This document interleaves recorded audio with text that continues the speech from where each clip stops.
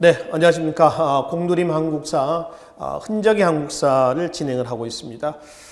지난 시간 저희가 고려 경제사회사에 관련된 유적, 유물 내지 관련 자료를 통해서 확인했습니다. 이 시간에는 지난 시간에 말씀드린 대로 고려시대 문화사 내용들을 중심으로 해서 살펴보도록 하겠습니다. 자, 첫 번째로 고려시대 역사서에서 삼국사기. 삼국사기가 나오면 항상 삼국유사 같이 딸려 나오죠. 물론 시기 차이는 있습니다. 삼국사기는 1145년에 김부식에 의해서 관찬사서입니다. 관찬사서로 편찬된 거고요. 삼국유사는 한참 뒤입니다. 1281년 일연에 의해서 이런 개인이랍니다. 사찬. 그러니까 관찬사서는 국가적인 편찬 사업이고요. 사찬은 개인적인 편찬 사업. 이렇게 해석하시면 되겠죠. 그래서 우선 삼국사기를 먼저 좀 보기로 하겠습니다. 원래 공식 책 이름은 삼국사입니다. 삼국사. 이 삼국사는 어딘가요? 고구려 백제 신라입니다. 이 신라는 통일신라도 같이 들어가 있습니다. 그래서 통일신라 같이 들어가다 보니까 신라사 내용이 좀 많다라고 한 일반인이 이렇게 얘기를 많이 합니다. 더불어 왜냐하면 삼국사기가 편찬됐던 시대적 배경이 묘청의 서경천도운동을 진압을 하고 나서 그 다음에 편찬한 거죠. 신라 계승의식에 입각해서. 그러다 보니까 신라사 위주로 신라사 내용이 더 많은 것처럼 이렇게 오해를 할 수가 있습니다. 근데 그렇지는 않습니다. 실제로 삼국사기는 고구려 백제 신라사 내용이 거의 비슷해요. 분량 자체가 거의 비슷합니다. 단지 신라는 통일신라까지 들어가다 보니까 내용이 조금 많게 느껴지는 것이지 뭐 볼륨에 있어서는 거의 비슷합니다. 아시겠죠? 그럼 삼국사기는 기전체 사서입니다. 기전체라고 하는 건 여러분들 아시다시피 본기, 세가, 지, 표, 열전 이 5개 챕터로 되어 있어요. 본기는 왕의 일대기고요. 세가는 제후들, 지는 각종 제도사, 표는 연대표입니다. 열전은 개인의 전기가 들어갑니다. 근데 삼국사기에는 기전체의 역사서이지만은 뭐가 빠져 있냐면은 세가가 빠져 있습니다. 세가 없어요. 조선 초기에 고려사 아시죠? 고려사도 기전체입니다. 근데 고려사도 기전체지만 고려사는 본기가 없어요. 본기. 그래서 기전체의 틀만 취합했다, 따왔다라고 하는 거지. 네. 본기세가 지표열전에서 5개 챕터 딱 됐다. 이렇게 얘기하지는 않습니다. 아시겠죠? 그래서 삼국사기는 유교적 합리주의 사관. 그러니까 유교적 합리주의 사관이라면 물 흐르는 대로 가자는 겁니다. 역행하지 말자는 거죠. 이런 시각에 입각해서 편찬된 신라사 계승 의식에 입각한 책입니다. 김부식에서 편찬됐고요. 묘책의 서경천도운동 같이 연관해서 얘기를 하셔야 됩니다. 그리고 이제 삼국사기하고 같이 이제 볼 수 있는 것이 삼국유사입니다. 자, 이 삼국유사의 한자를 보시면 잘 안 보입니다만은 삼국유사 그렇습니다. 삼국유사에서 혹시 이 사자를 이 일사자가 아니라 기록한다 할 때 역사 사자, 삼국유사 이렇게 오해하시는 분도 계십니다. 근데 삼국유사는 이 사자가 아니고요. 이 사자가 아니고 뭐냐 그러면은 바로 이 사자입니다. 유사 이렇죠. 유사. 유사라고 하는 단어를 먼저 보기 전에 말이죠. 혹시 유민이라는 얘기 한번 들어보셨습니까? 유민은 뭘 유민이라냐면은 멸망한 나라에 떠돌아다니는 백성을 유민이라고 그래요. 아시겠죠? 멸망한 나라의 떠돌아다니는 백성을 유민한다. 그러면 유사는 뭘까요? 멸망한 나라에 떠돌아다니는 이야기란 뜻이에요. 그게 삼국유사입니다. 그럼 멸망한 나라에 떠돌아다니는 이야기는 어디예요? 고구려, 백제, 신라에 결국은 떠돌아다니는 이야기를 모아놓은 책, 이게 삼국유사입니다. 이거는 어떤 역사 편찬 방법에서 뭐 기전체, 편년체, 기사본말체 뭐 이렇게 나누지 않습니까? 딱히 뭐라고 얘기할 수 없습니다. 그중에 가장 가까운 것이 기사본말체입니다. 그러니까 어떤 사건 하나를 제목을 제시하고요. 그 관련된 내용을 쓰는 겁니다. 끝나죠? 그 다음에 또 어떤 사건 하나 쓰고요. 제목을 쓰고 그 사건에 관련된 얘기를 쓰는 겁니다. 예를 들어서 효녀심청에 대한 얘기가 있다면 효녀심청. 효녀심청이 어떻게 태어나고 어떻게 성장하고 어떻게 아버지의 눈을 뜨게 했으며 그 내용들이 딱딱 단락별로 되어 있어요. TV 드라마에서 본다면은 편년체는 연속극입니다. 그리고 기사본말체는 단막극입니다. 이렇게 비교하시면 간단합니다. 단막극 형태로 되어 있는 것이 삼국유사예요. 자유체입니다. 자유체인데요. 굳이 따지면 기사본말체하고 거의 비슷하다. 이렇게 보시면 됩니다. 그리고 단군신화가 수록된 가장 오래된 책이기도 합니다. 단군신화. 아시죠? 그래서 삼국유사는 고려 말 충렬왕대 때, 원간섭기예요. 충렬왕대 때 편찬됐던 책. 이렇게 이해를 하시면 되겠죠. 자주 주체적인 시각이 간 책이다라고 해석을 하시면 되겠습니다. 그래서 고려시대 때 역사서에서 빼놓을 수 없는 것이 삼국사기하고 삼국유사입니다. 간헐적이긴 합니다만은 이게 삼국사기하고 삼국유사에 관련된 기출 문제들이 한 2년에 한 번꼴 정도로 출제가 되고 있습니다. 그래서 역사서 부문에서 삼국사기와 삼국유사는 좀 기억을 좀 해 두실 필요가 있습니다. 자, 그럼 이제 대각국사 의천. 의천이 나오면은 고려 후기 때 누가 나옵니까? 보조국사 진울이 나오죠. 의천과 진울은 항상 출제가 되는 사람이라고 했습니다. 한국 사상사에서 꼭 출제가 된 사람 6명. 누구였죠? 자, 통일신라이 누구예요? 원효, 의상. 고려 누군가요? 의천, 진울. 조선이 누굴까요? 성리학자 이왕과 이 6명입니다. 항상 출제됩니다. 꼭 기억을 하십시오. 자, 그럼 여기서 지금 고려 전기 때 의천하고요. 고려 후기 때 보조국사 진울이 나옵니다. 이 사람들은 이제 불교 사상에서 뭐와 관련이냐면은 천태종, 그 다음에 조계종, 해동 천태종이라 해도 관계가 없습니다. 근데 이제 해동 우리나라를 지칭하는 거죠. 천태종은 교종인가요? 선종인가요? 천태종은 교종이죠. 교종을 중심으로 선종의 교리를 통합하는 거고요. 조계종은 선종입니다. 선종을 중심으로 해서 교종의 교리를 통합한 거죠. 그러니까 천태종은 교종입니까? 선종입니까는 뭐다? 교종이다. 선종은 뭐죠? 선종은? 아니요. 조계종은 뭐죠? 선종입니다. 이거는 선종을 중심으로 교종을 통합한 겁니다. 뭐를 통합했냐? 이거거든요. 천태종은요. 교종을 중심으로 해서 선종의 교단의 통합이에요. 교단. 자, 선종은 조계종은 선종을 중심으로 한 교종의 교리의 통합입니다. 교리. 가장 큰 거는 교단이냐 교리냐 이거거든요. 그럼 뭐가 더 완벽한 통합일 것 같습니까? 여러분들 생각할 때는. 교단이 아니면 교리가 뭐가 더 완벽한 통합이에요? 교리가 완전한 통합입니다. 그러니까 교단이라고 하는 건 뭐냐면은 이렇게 보시면 됩니다. 교단은 이게 교종이고 선종입니다. 이렇게 붙여놨다라고 보시면 돼요. 근데 교리의 통합이라고 하는 건 완전히 믹서를 해놓은 겁니다. 이게 완벽한 통합이에요. 아시겠죠? 요는 이제 이 천태종은 누구에 의해서? 의천. 이거는 뭐죠? 진울에 의해서. 그리고 이제 천태는 고려 전기입니다. 그 다음에 주로 숙종대 때를 전후에서 활동했죠. 문종의 아들이라고 그랬고요. 조계종은 고려 후입니다. 고려를 전후기로 나누게 된 사건, 그럼 뭘 얘기하죠? 1170년에 뭔가요? 고려 문벌 귀족 사회를 박살낸 사건이에요.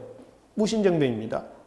그래서 무신 정권, 특히 최씨 정권에 의해서 선종이 부흥을 하게 되는 것이죠. 그래서 무신정변 이전에는 천태종, 무신정변 이후에는 조계종 이렇게 이제 구분하면 되는데요. 교단의 통합이건 교리의 통합이건 이거는 누구로부터의 영향을 받았냐 그러면 누구죠? 바로 통일신라 때의 원효입니다. 원효의 여러 개 흩어져 있는 사상을 하나로 묵자라고 하는 화쟁사상 나오죠. 화쟁입니다. 쟁은 싸우는 거죠. 화는 싸우지 말자는 겁니다. 싸우지 말고 화합하는 사상이에요. 통합사상입니다. 그래서 원효는 여러 개 흩어져 있는 불교 사상을 하나로 통합하려고 노력을 했습니다만 잘 되진 않았습니다. 그래서 원효의 화쟁사상은 빛을 보지 못했지만은 나중에 화쟁사상의 영향을 받아서 누가? 의천이 교종을 중심으로 한 선종의 교단 통합, 그 다음에 진울이 선종을 중심으로 한 교종의 교리의 통합을 이룩을 해놨던 것이죠. 그래서 불교 사상가에서요, 우리가 원효, 의천, 진울, 시기는 다릅니다. 시기는 다릅니다만은 이 세 사람이 같이 제시가 되면은 뭐를 얘기하고자 하는 것이냐라고 하는 거죠. 뭘 것 같아요?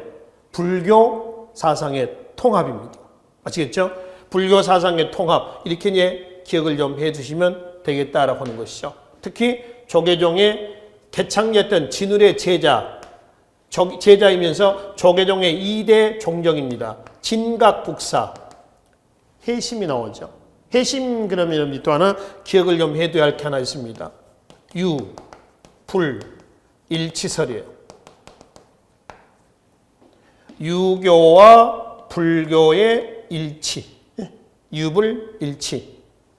원래 이 사람은 스님이 아니에요. 원래 유학자입니다. 유학자. 근데 이제 어머니가 관리가 되는 걸 굉장히 원했다라고 이제 알려져 있습니다. 그래서 어머니가 살아계실 때 과거에 급제를 해가지고요, 제술과에 급제했던 사람이에요. 그래서 관리 생활 했어. 근데 어머니가 돌아가시자 자기 본연의 길로 되돌아옵니다. 다시 스님이 되는 거죠. 승려가 되는 겁니다. 그러고 나서 이제 본인이 공부했을 때 유학과 본인이 이제 불교에 귀해가지고 불교를 공부하다 보니까 유교나 불교나 뭐 하더란 얘기예요. 똑같으라 결론은. 어떤 면에서 같으냐 그랬더니 해심 얘기입니다. 유교나 불교나 다 인간의 뭐를? 심성이에요. 심성. 인간의 심성을 연구한다는 측면은 같더라. 그래서 고려 말 성리학이 수용될 수 있는 사상적 토대를 만드는 사람이에요. 그래서 해심의 유불일치설 그러면 성리학 수용의 사상적 토대 마련, 이렇게 같이 매치를 해서 기억을 좀 해 두시라라고 하는 겁니다. 그래서 고려 이제 불교 사상가에서 의천과 진울과 해심까지 해서 더불어서 우리가 확인을 좀 해보시면 되겠습니다. 자, 그리고 고려의 불교의 융성과 함께 또 하나 볼 수 있는 것이 팔만대장경, 주로 장경각과 팔만대장경인데, 장경각은 경전을 소장하고 있는 건물이란 뜻이에요. 장경각. 이 팔만대장경이라고 있는 이 안에 여기가 굉장히 경사진 곳입니다. 합천의 인사죠. 들어가면은 이 안에 건물이 있습니다. 그 안에 건물이 이쪽 건물입니다. 팔만대장경이 보관되어 있는. 물론 이 안에는 들어갈 수는 없습니다. 없고요. 이 건물도 들어가면은 안쪽으로 가지 못합니다. 예전에 뭐 들어가기도 했었습니다만은 이 건물 앞쪽에 이렇게 이제 울타리를 쳐놓고요, 관람만 하게 돼 있어요. 안에 들어가서 보지 못합니다. 이 자체가 장경각이라든가 팔만대장경을 포함해가지고 여러 가지 경전도 있죠. 뭐 초조대장경, 또 교장, 교장 뭐 예전에 속장경이라고 하지 않습니까? 뭐 이것 또 팔만대장경, 이건 이제 교장과 초조대장경과 교장이 몽골 침략 때 일부 소실됐지 않습니까? 그래서 다시 조판했다. 그래서 이거를 제조대장경이라고 합니다. 다 유네스코 세계 기록문화유산이에요. 그리고 장경각은 유네스코 세계 문화유산에 해당이 되겠습니다. 이 자체가 문화유산이거든요. 그러니까 이런 만져서는 안 돼요. 이 자체 기둥도 만져서는 안 됩니다. 기둥도 이 문화유산이거든요. 뭐 나 하나쯤이야 이렇게 합니다만 사실은 나 하나가 모두가 나 하나가 된다라고 하면 예를 들어 100만 명이 한번 왔다 갔다라고 합시다. 100만 번 만지는 겁니다. 그러면 아무래도 훼손이 되겠죠. 그래서 지금은 이제 아예 터치를 못하도록 규제를 하고 있습니다. 그래서 팔만대장경을 포함해가지고 초조, 또 제조대장경, 또 속장경에서 이 대장경은 전부 다 호국불교와 관련되어 있습니다. 특히 이제 불력에서 몽골의 침략을 막자는 거고요. 초조대장경은 불력에서 거란의 침략을 막자라고 하는 거죠. 근데 말씀드렸다시피 초조대장경과 교장, 속장경이라고 하는 교장은 대구 부인사에 소장을 했었는데 몽골 침략 때 소실되고 일부만 남아있단 말이에요. 현재. 그리고 소실된 이후에 최후가 강화천도 이후에 강화도에서 접판하고요. 일부는 남해, 경상도 남해의 분사 대장동암이라는 관청에서 간행을 했습니다. 그리고 15세기 때 조선시대입니다. 15세기 때 합천해인사로 옮겨온 팔만대장경이에요. 이게 유네스코 세계문화유산에 등재가 됐던 부분이 되겠습니다. 하여튼 대장경은 불력에 의해서 외적의 침략을 막자, 뭐 이런 취지입니다. 호국불교의 의미로 해석을 하시면 되겠습니다.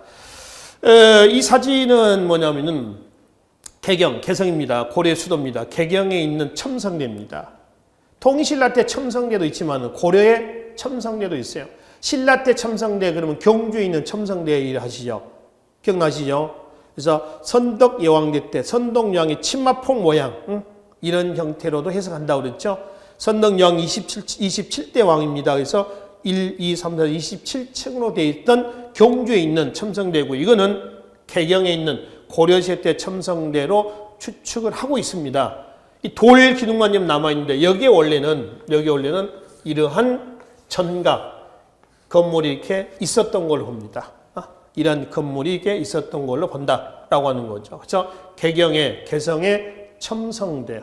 아시겠죠? 이거는 고려시대 때 천문관측이 행했다라고 하는 이유고요. 하나의 근거가 되는 거고요. 아울러 천문관측은 농업과 관련돼 있다는 거. 비가 오냐 안 오냐 뭐 기록해 놓은 거죠. 그래서 다음에 농사에 참고 자료를 쓴다는 겁니다. 또 하나는 뭐냐면은 통치 목적과 관련돼 있다는 거죠. 그러니까 통치 목적과 관련돼 있다라고 하는 것은 곧 국왕은 천명, 하늘의 명령을 따라서 통치한다. 그럼 국왕은 곧 누구라는 거예요? 하늘이다. 그래서 통치 목적과 관련되어 있습니다. 이거는 고려만 아니고요. 신라, 조선도 마찬가지입니다. 천문학 천체 관측의 연구는 통치 목적 하나고요. 농업과 관련되어 있다. 이렇게 해석을 하시면 되겠습니다. 자, 그리고 이제 이거는 향약 구급방이라고 하는 고려시대 때 현재 우리나라에 현존하고 있는 가장 오래된 의서입니다. 가장 오래된 의서요. 구급이라고 하는 건 아시죠? 응급 환자가 나타나면 119 구급대가 출동하지 않습니까? 119 전화를 하면, 그죠? 그 구급입니다. 응급 환자를 구하는 거죠. 구급이고요. 그럼 향약이라고 하는 건 뭔가 향약? 향이라고 하는 건 우리 겁니다. 우리 거의 향. 토착. 중국 게 아니라는 거죠. 약은 아시죠? 이건 약은 뭐예요? 약국 갈 때 약이거든요. 그렇죠? 약이에요, 약. 그러니까 향약이라고 하는 건 그건 뭐냐면은 우리의 약입니다, 우리의 약. 그러니까 이거 이전에는 중국의 처방제를 많이 갖다 썼습니다. 중국의 처방. 예를 들어서 중국 사람들은 예를 들면 이렇습니다. 자, 배가 아파 죽겠어. 그러니까 중국 사람들은 어떻게 처방하냐면은 예를 들면은 배꼽에다가 쑥을 쪄가지고 빻아가지고 배꼽에다 붙인다거나 머리가 아픈다 그러면은 머리에 파스를 바른다거나 이렇게 처방했다라고 칩시다. 근데 그거는 중국인에 대한 처방이지 않습니까? 우리나라하고는 잘 안 맞아. 토질도 다르고 사람들이 다르기 때문에. 그래서 우리나라 사람들은 예를 들어서 무슨 머리가 아프다 그러면 팥을 바른 게 아니라 머리팍에 된장을 바른다거나, 배가 아프다 그러면 무슨 쑥을 찧어가지고 배꼽에다 얹는 것이 아니라 배 위에다가 뜨거운 돌을 달궈서 배 위에다 얹는다거나, 그렇죠? 따뜻하게 하는 거죠. 온열 효과죠. 이렇게 한다거나 이런 식으로 각기 처방이 달라요. 그래서 중국 거하고는 구분하자는 겁니다. 이게 향약 구급방입니다. 향약 구급방 이렇게 되어 있습니다. 그래서 중국과는 다르다라고 하는 거고요. 현존하고 있는 우리나라의 가장 오래된 의서입니다. 고려시대 때고요. 주의하실 것은 조선 세종대 때에 향, 약, 집, 성, 방이 조선 세종입니다. 이 향약, 집성방하고 혼동하지 마시라는 거 아시겠죠? 자, 여기서 문제 하나만. 향약이라는 얘기는 지금 말씀드렸습니다. 중국의 처방전하고 다르다라고 하는 거죠. 조선 후기 때 말이죠. 19세기 때입니다. 이재마라는 사람 아시죠? 이재마, 의, 수세, 보원이라고 하는 의사가 있습니다. 여기에서 이재마는 어떤 학설을 제시했냐면은 사상의학을 제시합니다. 사상의학. 사상의학이죠. 숫자로 4를 쓰니까 좀 이상하네요. 사상의학입니다. 이 체질의학체가 아닙니까? 체질. 그러니까 인간의 체질에 따라서 처방을 달리한다라고 하는 거죠. 똑같은 두통 환자지만은 이 사람의 체질에 따라서 A라는 사람은 무슨 A라는 약을 먹고 B라는 사람은 B라는 약을 먹고 이런 것들이죠. 그래서 태양, 태음, 소양, 소음 이렇게 해가지고 사상의학 이걸 제창했던 사람이 이재마입니다. 오늘날의 한의학에도 영향을 줍니다. 근데 그 한의사한테서 한약방에 지금 한의원이죠. 한의원에 가가지고 보면은 가끔 한의사들이 그러잖아요. 침 맞으러 가거나 그럴 때 체질 얘기하면은 환자께서 태음입니다, 소음입니다 이런 얘기 하죠, 그죠? 그 체질 의학입니다. 이런 건 어떻습니까? 저는 개인적인 얘기입니다만은 머리가 아프거나 그럴 때는 뭐 하여튼 어떤 두통약이 여러 종류가 있잖아요. 그죠? 개 뭐뭐도 있고, 펜 뭐도 있고, 아스 그런 약들이 있지 않습니까? 근데 저는 두통이 있거나 할 때요, 꼭 어떤 약, 그 중에 특정 약을 먹어야 좀 낫더라고요. 똑같은 두통약인데 다른 약을 먹으면 잘 안 맞더라고요. 이것도 일종의 체질의학과 같은 이런 거인 것 같아요. 이런 거. 물론, 약을 처방을 할 때 말이죠. 후레시보 효과라고 합니까? 그런 거 있죠. 갑자기 그 용어가 생각이 안 납니다만은, 밀가루를 빻아줬는데 약이라고 줬더니 먹고 환자가 나았다. 깨끗이 이런 것도 있고 그러지 않습니까? 그건 이제 체질의학은 관계가 없는 거고요. 개인적으로 이제 본다면은 저는 A란 약을 먹어야지 꼭 두통과 통증이 있을 때 낫더라라고 하는 겁니다. 이것도 일종의 사상의학과 같은 그런 처방이죠. 이게 이제 이재마의 동의수세보원에서 얘기하고는 사상의학이 되겠습니다. 하여튼 이건 좀 너무 갔나요? 조선 후기 때 얘기고 고려시대 때 향약, 구급할 때 향약이라고 하는 얘기에 대해서 설명을 좀 해드렸습니다. 자, 그리고 이제 고려시대 때 출판 인쇄술의 발달 과정에서 나타나고 있는 직지입니다. 또는 직지심경이라고도 그러고요. 또는 직지심체 요절이라고 합니다. 원래는 이제 이름이 좀 길어요. 초록불조, 백운하상, 초록불조, 직지심체요절. 원래 이름이 이렇습니다. 줄여서 이렇게 일한다. 이 직지심경은 유네스코 세계 기록문화유산에 등재됐습니다. 현존하고 있는 가장 오래된 금속 활자본에서 직지라고 하는 거죠. 자, 그러면은 현존하고 있는 가장 오래된 목판 인쇄본, 그럼 뭘 얘기를 하죠? 통일신라 때 뭐가 있죠? 무구정광 대다란이경입니다. 줄여서 다란이경이라고 하죠. 이건 이제 현존하고 있는 세계에서 가장 오래된 목판 인쇄본. 이거는 세계에서 가장 오래된 금속 활자로 인쇄된 인쇄물이겠습니다. 프랑스에 현재 보관이 되어 있고요. 물론 이제 그 직지심경과 관련해서 고려시대 때 금속 활자를 우리가 확인하고 넘어갑시다. 이게 이제 왼쪽에 있는 것이 복자입니다. 복자를 거꾸로 써놓은 거고요. 이거는 지금 현재는 사용하지 않는 한자입니다. 한자 자체는. 이거는 전자입니다. 이 전자는 현재 사용하지 않는 한자예요. 그래서 저기 이제 복활자라고 그러고 이거를 전활자라고 합니다. 고려시대 때 금속 활자로서 유일하게 남아있는 두 개입니다. 나머지도 어디에 있는지 모르겠습니다만 현재 학계에 보고된 것 중에 딱 두 개예요. 이거는 어디에 있냐면 국립중앙박물관 서울 용산에 있습니다. 용산. 지난번에 공드림 학생들을 데리고 제가요 한 달 정도 한두 달 정도 된 것 같습니다. 공드림 학생들을 데리고 국립중앙박물관 견학을 한번 한 적이 있습니다. 아마 그때 홍보도 하고 해서 학생들이 제법 와서 국립중앙박물관 견학을 했습니다. 거기 가서 직지심체 요절 또 활자 인쇄 과정 또는 이 복활자 이런 것도 다 확인했거든요. 그래서 용산에 있는 서울 국립중앙박물관에 보관이 되어 있고요. 이거는 개성에 가면 있습니다. 개성 역사박물관에 현재 보관이 되어 있어요. 그래서 활자 이름을 따서 활자 한자를 따서 복활자, 전활자 이렇게 합니다만 아쉽게도 고려시대 때 금속활자는 이거 외에 학계에 보고된 것은 없다라고 하는 겁니다. 좀 아쉽지만은 그러나 이제 금속활자로 인쇄가 됐던 세계에서 가장 오래됐다라고 하는 활자본 책이 하나 있습니다. 그게 방금 말씀드렸던 직지다라고 이제 보시면 되겠습니다. 자, 그 다음에 이제 고려시대 배예요, 배. 이 배는 주로 조운선입니다, 조운선. 조운은 뭐냐면은 조운은 조세를 운반한다는 뜻이에요. 그럼 조운선 그럼 뭘까요? 조세를 운반하는 배. 이렇게 얘기하시면 되겠죠. 이때 육로교통이 별로 안 좋습니다. 육로교통이라고 한다면 도로가 이제 개설이 돼야 될 거 아닙니까? 고려시대나 조선시대 때 도로라고 하는 것은 어떤 그 교통시설로서 말이 두 마리가 비껴갈 정도의 도로예요. 그러니까 제가 이제 이거에 한 개 반 정도만 될 겁니다. 그러니까 말 두 마리가 교차해 간다라고 보시면 됩니다. 한 2m 정도나 될까요? 그러니까 도로가 오늘날 무슨 경부고속도로 그러면 6차선 8차선 이렇게 어떤 도로는 10차선도 있고 그러잖아요. 그죠? 그러듯이 있는데 지금은 이제 지금 자동차 도로에 한 차선 있잖아요. 한 차선 정도. 한 차선도 조금 작겠네요. 그죠? 말 두 마리가 비켜갈 정도의 도로입니다. 근데 그런 도로도 상당히 만들기 어렵거든요. 지금이야 터널도 뚫고 산도 뭐 깎아내리고 하지만 그 당시에는 뭐 터널 뚫고 하는 그런 기술 자체였기 때문에 다 돌아서 길을 만들어야 되지 않습니까?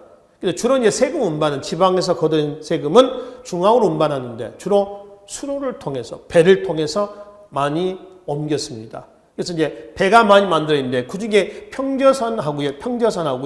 이 평저선하고 초마선이라고 하는 게 있습니다. 평저선과 초마선이에요.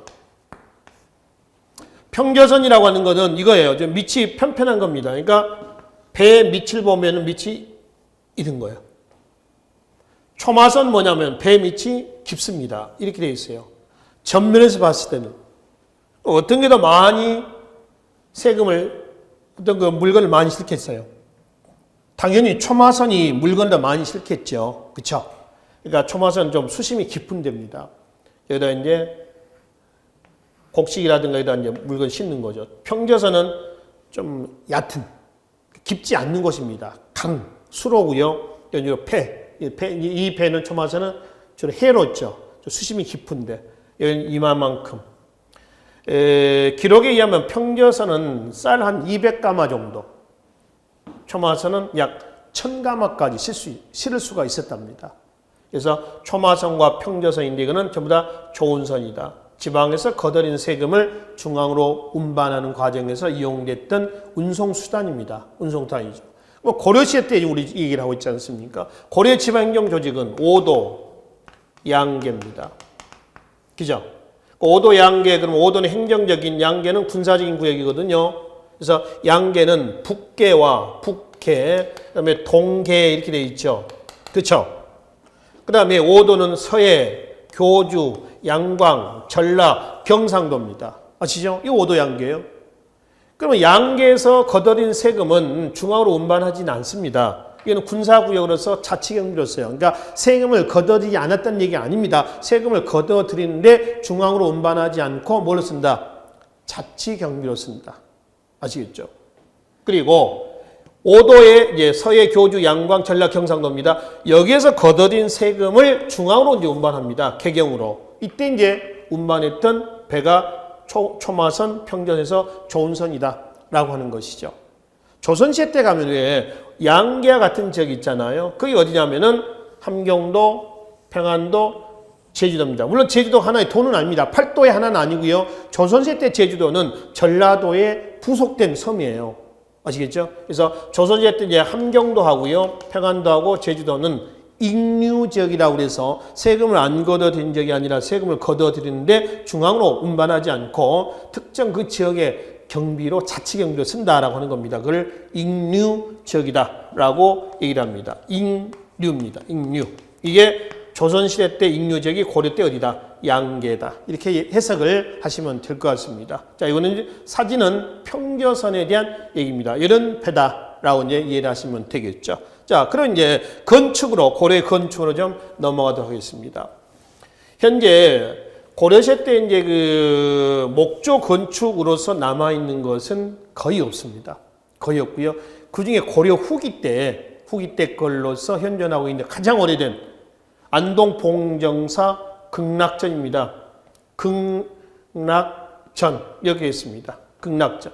이 건물만 지금 얘기를 하고 있습니다. 이게 현재 현존하고 있는 우리나라에서 고려시대뿐만 아니라 통틀어서 우리 한국사에서 가장 오래된 또 뭐 고려시대 때 가장 오래된 목조 건축물 해도 관계가 없습니다. 그렇죠?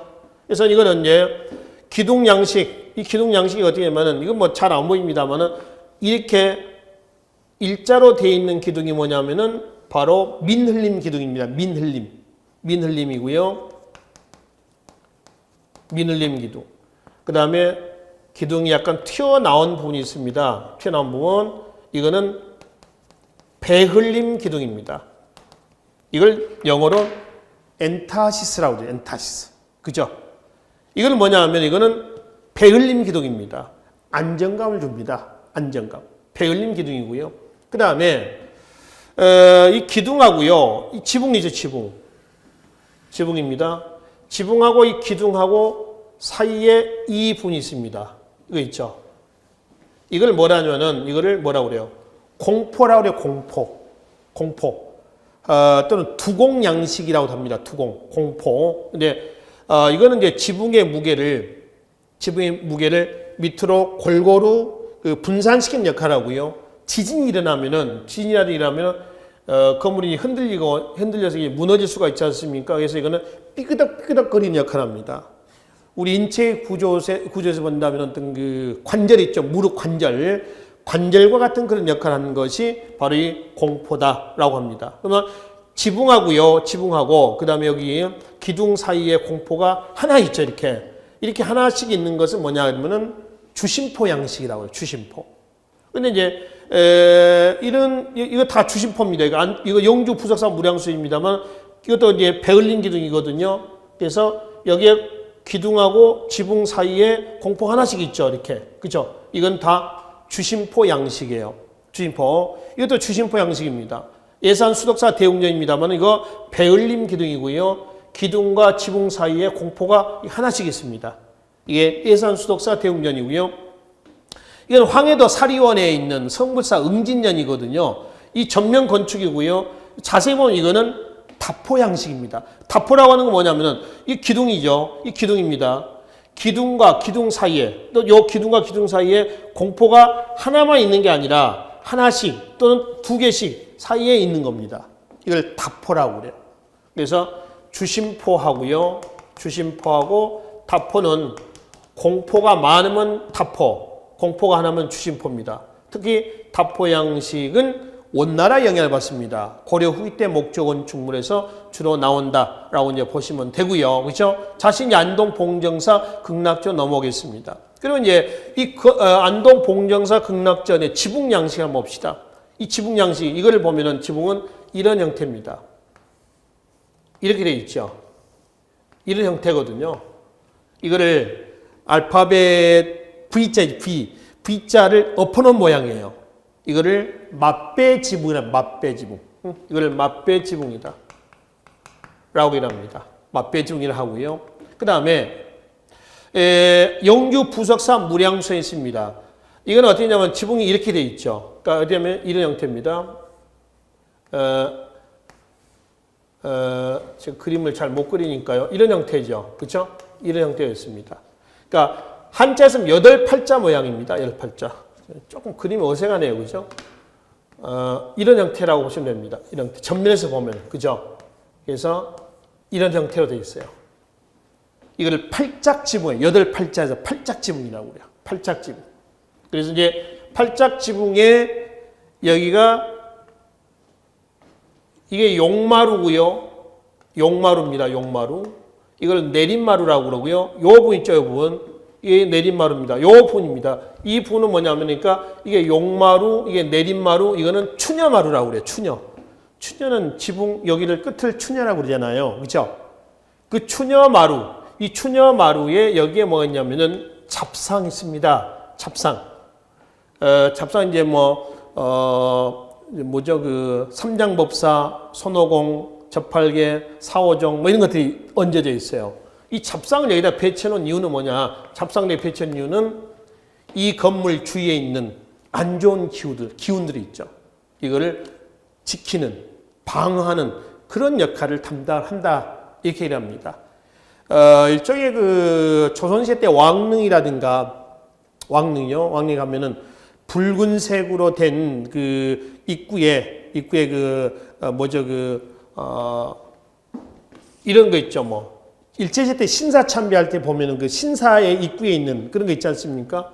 이거를 이렇게 돼 있는데 이거를 이거 삼지창도 있고요. 이거를 홍살문이라고 그러거든요. 홍살문 명칭은 지금 홍살문 홍색으로 돼 있다는 겁니다. 이거는 어떤 의미냐면은 역시 안 좋은 기운들을 내쫓는 벽사의 의미입니다. 벽사. 사는 이단, 안 좋은 거죠. 벽은 퇴치한다는 겁니다. 벽사의 의미로서 붉은색으로 칠해놓거든요. 붉은색으로. 그래서 이 잡상이 그런 벽사의 의미로 해석을 하시면 됩니다. 또 색깔로 보면 붉은색은 좀 그 귀신을 내쫓는 그런 역할을 합니다. 양력 12월 22일 날 동짓날 아닙니까? 동짓날. 그죠? 이 동짓날은 옛날부터 굉장히 큰 행사입니다. 우리나라에서 4대 명절 중에 하나거든요. 추석, 설날, 동지, 정월대 보름에서 큰 행사인데요. 이때도 팥죽을 끓여 먹잖아요. 그죠? 팥죽을 끓여 먹고 그 팥죽 붉은색 기운을 붉은색은 멀리 이렇게 뿌려놓는 겁니다. 그래서 안 좋은 기운을 퇴치하는 그런 의미가 있어요. 근데 색깔에서 붉은색은 어떤 퇴마의 그런 의미도 있다라고 이제 보시면 되겠습니다. 그리고 영주 부석사의 무량수죠. 무량수전이었습니다. 이 글자는 누가 쓴 글자냐 그러면은 바로 공민왕입니다. 고려 말에 공민왕이 개혁 정치를 추진하는 과정에서 홍건적과 외구의 침략을 많이 받죠. 특히 북쪽에서 홍건적의 침략을 2번 받습니다. 그래서 홍건적의 침략을 피해서 궁궐이 불타고요. 안동, 영주, 안동 쪽으로 피난을 갑니다. 부인, 노국공주랑 같이. 안동 쪽에 가면 공민왕의 흔적들이 많이 남아 있어요. 그렇죠? 뭐 안동, 노다리 밝기라든가 이런 안동 지방의 무형 문화재도 있습니다. 그 노다리 밝기라고 하는 것은 공민왕과 이 노국공주가 안동에 피난을 갔을 때 개천을 지나게 됐답니다. 근데 그 개천에 다리가 없었대요. 그래서 안동 지방의 여인네들이 다 나와서요. 개천에 다 들어갑니다. 일렬로 쭉 서가지고 허리를 이렇게 굽히는 거예요. 그래서 그 굽힌 허리가 다리가 되는 거죠. 그 다리 등을 짚고 밟고 개천을 건넜다.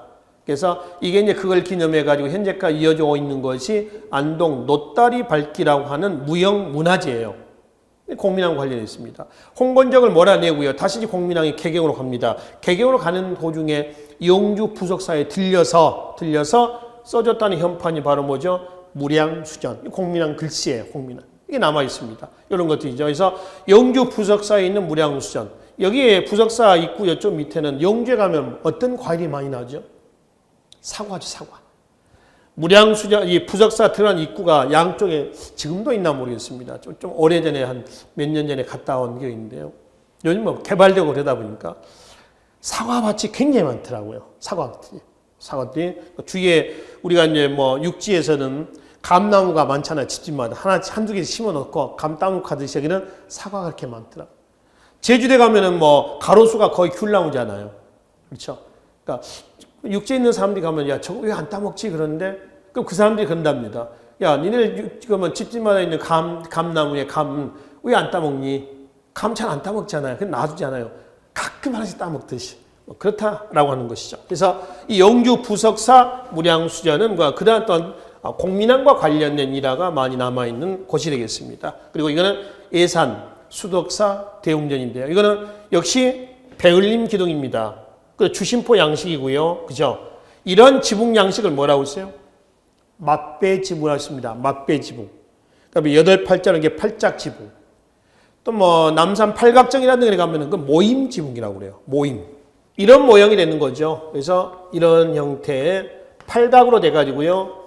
꼭대기가 지붕이 이렇게 모여 있는 겁니다. 상투 틀듯이. 이걸 모임 지붕, 팔각 지붕, 맞배 지붕 뭐 이런 식으로 해서 지붕 형태에 따라서 이렇게 이제 얘기를 한다라고 하는 겁니다. 그리고 이게 지붕, 자, 이걸 한번 봅시다. 부석사 무량수 한번 보죠. 이게 이제 약간 그 용마루, 내림마루, 추녀마루라고 했습니다. 추녀, 지붕 끝하고요. 이 기둥하고 여기죠. 이건 아닙니다. 여기하고 이 각도입니다. 이 각도가 30도입니다. 이거는 1조 각도를 조절합니다. 이게 너무 많이 나와버리면 햇빛이 안 들어가겠죠. 또 예를 들어서 이게 추녀 끝이 이 정도 된다 그러면 여기하고 햇빛 바로 직사광선 받겠죠. 비가 또 들이칠 수가 있겠죠. 그 각도를 조절하는 것이 바로 30도입니다. 그래서 추녀마루 지붕 끝과 그다음에 주춧돌 사이에 기둥과 이 각도가 몇 도? 30도로 돼 있다. 이게 고려의 목조 건축물의 특징에 해당이 된다라고 하는 것이죠. 이거는 예산 수석사 대웅전이고요. 이건 다포 양식의 대표적인 고려시대 건축물입니다. 황해도 사리원 성불사 응진전. 이 응진전인데요. 다른 말로 나한전이라고 그래요. 나한전. 산사에 있는 사찰에 가보시면은 나한전이라고 하는 전각을 볼 수가 있습니다. 같은 겁니다. 여기는 뭐가 있냐? 어떤 사람들이 모셔져 있냐? 이 안에는 108나한들. 그러니까 부처님의 요즘 같으면 대통령 경호부대예요. 부처님들을 호위하는 호위무사들을 여기다 이제 그 배양했고 배양해 놓고 참배하는 곳이 응진전, 나한전이다라고 이제 보시면 되겠습니다. 자, 그리고 아까 말씀드렸던 이거 공포 양식입니다. 이 공포 양식이라고 하는 것은 뭐냐 그러면은 자, 기둥과 기둥 사이에 공포가 하나씩만 있는 게 아니라 그 사이에 하나 또 두 개가 있을 수도 있습니다. 이게 두 개가 또 하나가 있을 수가 있고요. 여러 개 있다 그래서 타포. 이거는 기둥과 지붕 사이에 공포가 하나씩 있죠. 왜 건물 보면은 목적으로 이렇게 얽히고 설키고 하는 거 있지 않습니까? 그죠? 이런 것을 얘기한다라고 보시면 되겠습니다. 이걸 한번 봅시다. 이런 형태입니다. 이런 뭐죠, 이거? 그죠? 목조 건축물은 못이라든가 쇠붙이가 안 들어갑니다. 다 짜맞히는 형태가 되지 않습니까? 이런 형태로 이해를 하시면 되겠고요. 그래서 이게 주심포, 이거는 다포. 그리고 이제 요 건물의 지붕 양식을 이런 걸 뭐라고 그래요? 팔짝 지붕. 팔짝 지붕이다. 라고 얘기를 합니다. 공포 양식입니다. 그래서 고려 후기 때 이제 현재 현존하고 있는 목조 건축물 중에 대표적인 몇 개 건축물을 가지고 특징들을 살펴봤습니다. 자, 이건 이제 고려의 석탑입니다. 통일신라 때 석탑은 3층 사각탑. 통일신라 석탑입니다. 라고 한다면은 고려 석탑은 뭐라고 하죠? 다층 뭐라고 그래요? 다각탑. 한마디로 얘기하면 이렇습니다. 통일신라는 3층 사각탑. 대표인 것이 뭐가 있어요? 석가탑이죠. 고려의 다층 다각탑은 이겁니다.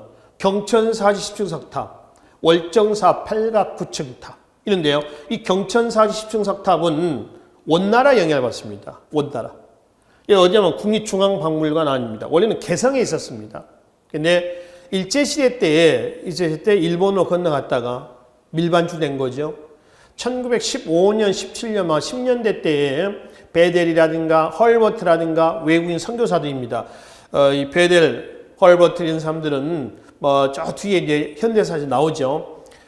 이 외국인이지만은 한국인 못지않게 한국인보다 되레 오히려 더 우리나라를 더 사랑했던 이런 사람들이죠. 그래서 그 사람들의 노력에서 다시 우리나라 돌아왔습니다.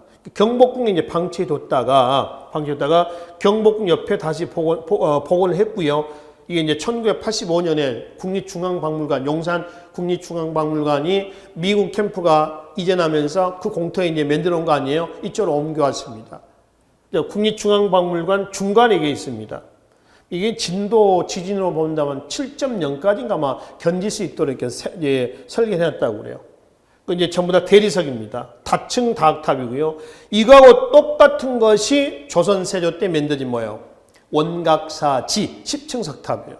그래서 고려 조선 세조 때 원각사 10층 석탑은 지금 원각사터. 그래서 이거 종로 아마 삼가 쪽 종강역 부분이 될 겁니다. 뭐 그게 그 원각사터 있죠. 탑골공원이라고 하잖아요. 왜 인사동 들어가는 골목이거든요. 거기에 현재 있습니다. 이거하고 똑같은 것이. 그건 야외에 있기 때문에 또 그 탑골공원이 비둘기들이 많고 그러잖아요. 비둘기들이 여기다가 똥을 많이 싸웠습니다. 대리석이라고 하는 것은 산성에 굉장히 약해요. 그러니까 비둘기 똥이라든가 또 요즘에 뭐 기후 변화로 해서 산성비가 또 많이 내리잖아요. 그래서 훼손이 많이 돼요. 그래서 원각사지 10층 석탑은 조선 세조 때 만들어진 이걸 모방한 것은 현재는 여기에 유리막이 쳐져 있습니다. 현재는. 이거는 원각사 건 아닙니다. 경천사지, 개경에 있는 경천사지 10층 석탑이요. 이제 국립중앙박물관으로 옮겨져 있다라고 하는 겁니다. 자, 이거는 강원도 평창이죠. 월정사 안에 있는 8가 9층 석탑입니다. 역시 다층 다각탑이에요. 이건 송나라 영향을 받습니다.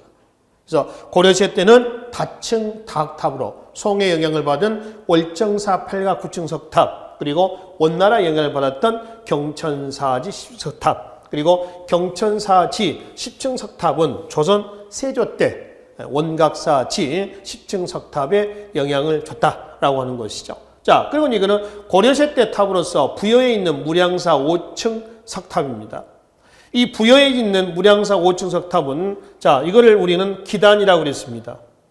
고대 문화사에 말씀드렸죠. 석탑의 명칭에서는 이걸 탑신이라고 그랬죠. 탑신. 이걸 옥계석이라고 했습니다. 옥계석. 이거 탑 머리 부분입니다. 탑 두부라고 그러죠. 우리가 1층, 2층 하는 것은 탑신만 가지고 얘기한다고 했죠. 1, 2, 3, 4, 5. 이렇게 돼야 합니다. 여기는 아닙니다. 이건 탑투부죠.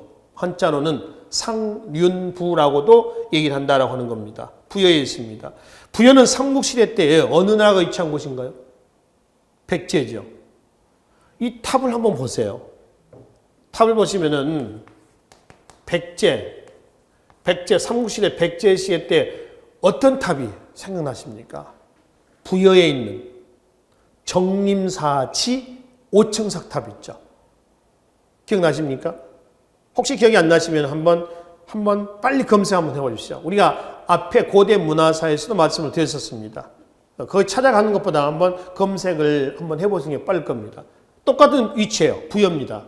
지역입니다. 위치는 아니고요. 똑같은 부여라는 지역이에요. 그러니까 옛날 백제 지역에서는 백제의 문화가 그대로 나라만 바뀌었지 그대로 계승되고 있다라고 하는 것을 확인해 볼 수가 있습니다. 그 지역적인 특성이 반영된 것이다 라고 보시면 되겠죠. 자, 이거는 경기도 여주 고달사 절 이름 뒤에 지자가 붙어 있는 것은 터지자죠. 터지자. 그러니까 절은 없고 터만님 남아있는 터지자입니다. 여주 고달사 원종대사 해진탑인데요. 이는 승탑입니다. 승탑. 한자는 뭐라고 그랬어요? 부도. 자, 문제. 석탑과 승탑의 차이. 석탑은 부처님의 사리탑. 그죠? 승탑은 승려의 사리탑. 이게 승탑입니다. 이 승탑은 불교 뭐와 밀접한 관련을 가지고 있다고 그랬죠? 선종입니다. 선종. 선종이 유행했을 때는 승탑이 항상 나온다. 그러니까 신라 하대 때 선종이 유행하죠. 고려 후기 때 진울의 조계종 아닙니까? 조계종 선종이라고 그랬죠. 그래서 진울의 조계종 유행했던 고려 후기 신라 하대 때 선종이 유행하면서 부도, 승려의 사리탑이에요. 이게 많이 나온다. 우리나라 승탑의 특징은 팔각원당형입니다. 뭐 다른 형태도 있습니다. 뭐 기본적인 것이 팔각원당형이에요. 자, 이게 삼각부입니다. 팔각이고요. 팔각입니다. 이렇게 셋, 넷, 다섯, 여섯, 일곱, 여덟 개고요. 하각부죠. 이게 삼각부의 하각부 밑에 부분은 이것도 하나, 둘, 셋, 넷, 다섯, 여섯, 일곱, 여덟에서 맨 밑에도 팔각으로 되어 있어요. 팔각. 그리고 여기 안에는 뻥 뚫려 있습니다. 여기 안에 뚫려 있어요. 이렇게. 여기 안에 사리함이 있습니다. 그리고 여기는 둥근 쟁반같이 되어 있죠. 그래서 팔각 원당형. 이게 우리나라 승탑의 기본 유형이다. 라고 이제 보시면 되겠습니다. 이제 고려 후기 때 여주 고달사지 원종대사 해진탑라는 것을 사진을 통해서 확인하시면 되겠습니다. 자, 그런데 영주 부석사 무량수전 아까 보셨죠? 팔짝지붕에 배흘림 기둥에 그리고 주심포 양식. 그 무량수전이라는 현판은 공민왕이 있었다라고 하는 거예요. 그 영주 부석사는 물론 통신라 때에 의상대사가 만들었다고 그러죠. 부석, 돌을 들었다 놨다 뭐 이렇게 했다는 그런 의미의 부석이 되어 있습니다. 그 무량수전 안에 있는 소조 아미타 열의 좌상입니다. 좌상이라고 하는 건 좌 앉아있는 모습이에요. 소조할 때 소는 뭐냐면 진흙소자입니다. 진흙을 가지고 만들었다 해서 소조입니다. 진흙입니다. 진흙을 가지고 만들고요. 그 다음에 금도금을 해놓은 거예요. 이게 현재 현존하고 있는 우리나라 좌불상 중에서 가장 큰 겁니다. 가장 큰 좌불상이고요. 고려의 불상은 말이죠. 대체로 탈신라풍이에요. 신라 양식에서 과감하게 벗어납니다. 근데 그 중에서 신라 양식을 그대로 계승한 것이 뭐냐면 영주 부석사 무량수전 안에 있는 소조 아미타 열의 자상입니다. 보면 어때요? 불국사에 있는 대웅전에 있는 불상이라든가 또 석굴암에 있는 그 석굴암의 그 석가상 있잖아요. 똑같죠. 거의 같습니다. 그러면 이것 말고 고려시대 때 불상들은 방금 말씀드린 대로 탈신라풍이라고 했잖아요. 부석사 소조 아미타 열의 자상만 신라 양식을 계승했고요. 뭐 탈신라풍이다 하면 어떤 신라 양식이냐 이런 겁니다. 논산 관촉사 석조라고 하는 건 뭐예요? 소는 뭐예요? 소는 뭐예요? 진흙으로 만들었다는 거야. 소조죠. 그러면 석조는 뭐예요? 돌로 만들었다는 거예요. 이게 석조 미륵보살 입상입니다. 자, 좌상은 앉아있는 불상이에요. 그죠? 이게 좌상입니다. 입상은 뭔가 입상은 설립자입니다. 입상. 서 있는 불상. 서 있잖아요. 인체 비례 맞아 안 맞아? 안 맞죠. 머리는 뭐 거의 가분수 굉장히 크죠. 사각턱에다가 목 엄청 두껍습니다. 그죠? 그리고 손도 좀 투박하고요. 그죠? 그리고 여기는 어때요? 머리에 비해서 조금 안 맞죠? 균형이 안 맞습니다. 이게 논산 관촉사, 석조, 미륵보살, 입상. 그리고 이거는 안동, 이천동 소풀입니다. 보세요. 이거는 자연지형을 그대로 이용했는데 이거는 뭐냐면 이거는 그냥 바위입니다. 바위. 원래 있었던 자연 바위고요. 여기 두상만 다른 데서 만들어서 여기다 얹어놓은 겁니다.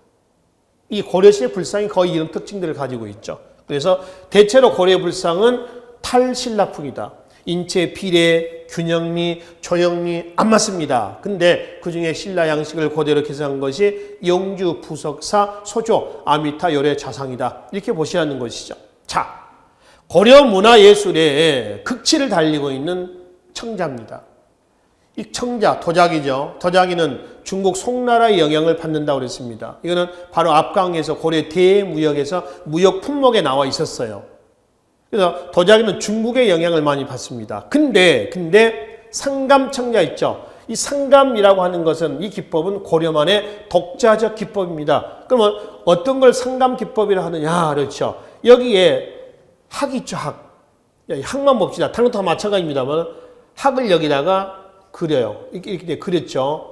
이걸 파내. 도자기를 만들어서 학을 만들어서 파내는 겁니다.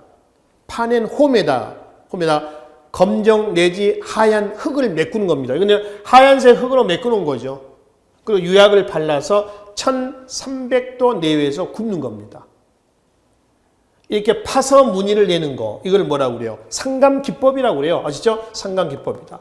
이 상감기법은 고려만의 독자적 기법이고요. 전라남도 강진에 가면은 고려청자 도요지가 있습니다. 그래서 매년 8월 달인가 보면은 강진에서 청자 축제도 하고 그렇습니다. 고려청자. 그리고 그 상감기법이 뭐하고 비슷하냐면 바로 이 은입사 기법하고 비슷합니다. 정병은 술병입니다. 제사 지낼 때는 술병인데요. 청동으로 되어 있어요. 청동인데요. 여기 이제 그림을 그리잖아요. 여기 이제 뭐 버드나무 같은 것도 이게 그려져 있습니다. 원래는 청동으로 된 그릇인데요. 여기다가 그림을 그려서 여기다가 그림을 그린 부분을 아까 상강 기법처럼 파내는 겁니다.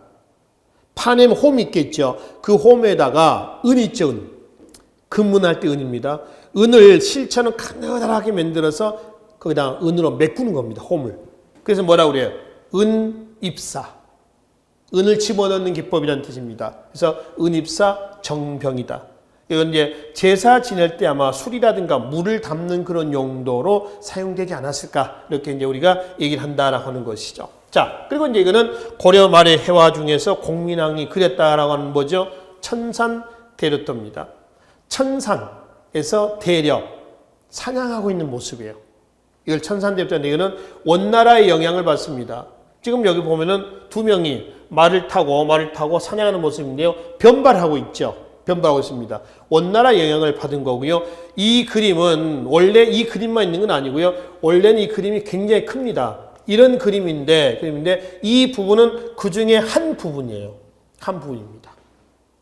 그러니까 이 그림이 있었는데 일설에 의하면 이렇죠. 이 그림 나머지 부분도 현재 남아있지 않아서 확인할 수도 없습니다만 한 5, 6명 정도가 이런 식으로 해가지고 찢어서 가졌다. 이렇게 얘기를 합니다.